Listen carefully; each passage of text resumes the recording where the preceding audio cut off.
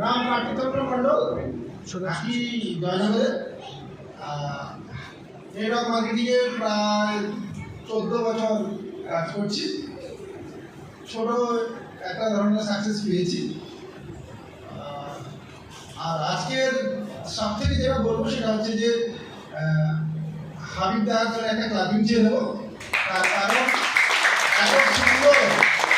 এত সুন্দর একটা অপরচুনিটি উনি আমাকে সবাই প্রথম ফোন করেছিল। হ্যাঁ, তো এইভাবেই অপরচুনিটিটা আমার কাছে আসে, কিন্তু উপরওয়ালাও আমাদের সাথ দেয়। যেমন আমি একটা কোনো জায়গায় ছিলাম, তো সেখান থেকে আমি 2 মাস মতো বাড়িতে বসেছিলাম। তো বসে আমি ভাবছি বিভিন্ন রকম ভাবছি নতুন কিছু একটা স্টার্ট করবো, এরকম একটা ভাবছি। আর একবার বুধদাকেও ফোন করে জানাই, বুধদা একটা ভালো কোম্পানি যার স্পন্সর বোনাস, মানে আপনি 5,000 টাকা ব্যবসা করবেন, মোটামুটি 2,000 টাকা তুমি স্পন্সর পাবেন। এটা আমি না জেনেই বলেছিলাম। তখন এখানে রিভার কিছু দেখিনি, রিভার কিছু শুনিনিও, কারো কাছে শুনিনি। আমার মনে মনে এখন চলছিল, অনেকদিন থেকে চলছিল। তো এইরকম একটা কিছু আমি বুঝলাকে আমি ফলস বলেছি। তুমি কি করবে এই কোম্পানিতে কাজ? বুঝলে বলে এরকম করে কোম্পানি হয় নাকি? আবার এই 5,000 টাকা ব্যবসায় 2,000 টাকা দিয়ে দেবে স্পন্সর, তারপর আবার ম্যাচিং। বললাম আছে, তুমি করবে কিনা বলো। বলছে পরে দেখা যাবে। বুধুদা ব্যস্ত আছে, বুধু তখন ওই কোম্পানিতে আছে, আমি আর যাচ্ছি না। তার কিছুদিন পরে আমাকে হাবিবদা জানায়, জানার পর আমি ওখানে যাই। আর প্রথমে তো দেখেছি টেমসেল, তার মানে প্রথমে ক্লাস।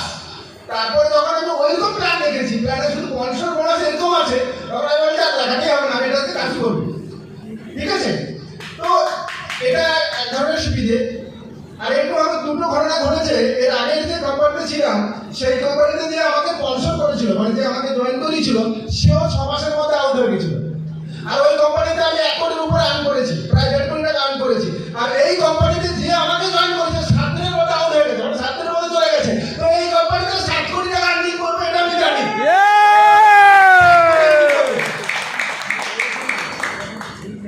এবার আসি আপনারা এখানে যারা আসছেন, এখানে এসেছেন, আপনাদের মানে উপরওয়ালা অসীম কৃপা না থাকলে আপনারা এই জায়গায় পৌঁছতে পারতেন না। তার মানে আমরা কেউ নেটওয়ার্ক মার্কেটিং এ বাই চয়েস করে আসি না, বাই চান্স আসি, তাই না? আমার মনে হয় না এখানে এমন কেউ ব্যক্তি বসে আছে যে চয়েস করেছেন আমি নেটওয়ার্ক মার্কেটিং করব, এরকম কোনো ব্যক্তি নেই। কোনো না কোনো সোর্সের মাধ্যমে উনি যায়, গিয়ে উনি ওখানে পৌঁছয়, তারপরে ওনার সিস্টেম ভালো লাগে, ধীরে ধীরে উনি কাজ করতে শুরু করে। তো উপরওয়ালার জন্য ধন্যবাদ। আপনারা প্রত্যেকে যারা এখানে পৌঁছেছেন, আপনারা প্রত্যেকেই একজন করে কোটিপতি। আপনারা আপনাদের জন্য একবার দান করে তালি দিন যে আপনারা ভবিষ্যৎ কোটিপতি হচ্ছেন। এবারে হাত তুলে বলুন কারা কারা মানছেন আমি কোটিপতি হব। সবাই 100% আপনি অনেকটা পরে তুললেন, হবে না? স্যার অনেকটা পরে তুলেছেন, হবে না? আপনি কিন্তু ফার্স্ট টাইমে তুলতে পারেননি। কেন? কনফিউশন, যে আপনার এখনো বিলিভ হচ্ছে না যে আপনি কোটিপতি হতে পারেন। আচ্ছা, একটা টিপস দেবো কিভাবে হওয়া যাবে। যদিও তাকে স্যার বলেছে, আমি বলছি, আপনি আজকে থেকে আপনার পাশাপাশি যত লোক আছেন ওদেরকে একটা কথা বলবেন যে আমি একটা সুন্দর কোম্পানি পেয়েছি যেখানে আমি কাজ করছি, আর আগামী 1 বছর আমি কোটিপতি হব ওই কোম্পানি থেকে। এটা বলতে পারবেন সবাইকে? আচ্ছা, প্রথমে গিয়ে কাকে বলবেন? বাড়ির ওয়াইফকে বলবেন। ও স্যাটান করে আপনি একটা মারবে না শট, মানে 150 ঘন্টা শট আসবে, কিন্তু আপনি ভয় পাবেন না। ওইখানে প্রথম ওই শটটা যদি বেরিয়ে যেতে পারেন, পরে শটগুলো হাতে লাগবে। মানে কার্তিকটা খেয়েছে 100%।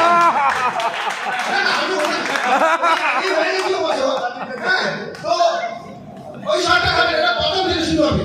একটা কথা আছে না, চ্যারিটি বিগিনিংস এট হোম। প্রথমে আপনি বাড়িতে গিয়ে বলুন, তারপরে আপনার আত্মীয়দের বলুন, তারপরে পাড়ার সবাইকে বলুন একটা কোম্পানি পেয়েছি যেখানে আমি আগামী 1 বছরে কোটিপতি হচ্ছি। কটা লোক বিশ্বাস করবে? কেউ